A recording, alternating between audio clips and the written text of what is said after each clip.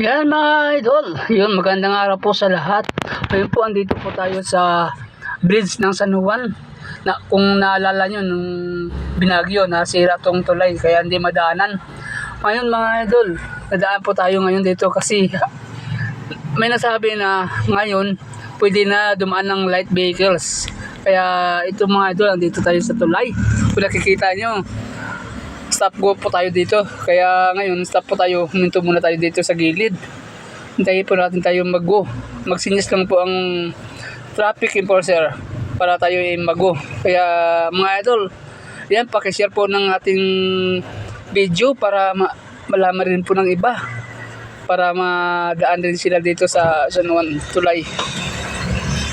Kaya kunting hintay na lang mga idol. Mag-go na rin tayo dito. Kaya yung idol, pa-share po natin video, okay?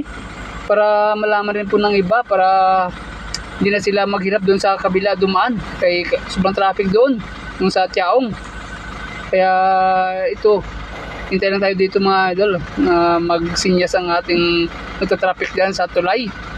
Kaya yung daanan dito, isang way lang talaga mga idol kasi hinarangan po nila. Kaya paalala sa mga truck mga idol, hindi pa pwede dumaan dito sa tulay na to. Ayan mga idol, nagugo na tayo kaya pagsundan po kami mga idol. Ayan, ito po ang daanan natin dito ngayon. Ayan ang tulay, nasira dati dito. Ayan kung nakikita, bagong sementado. Right? Dubli-dubli yung mga bakal nilagay mga idol. Kaya tingnan natin. Ayan idol, may harang yung kabilaan. Kaya light vehicles lang talaga makadaan dito.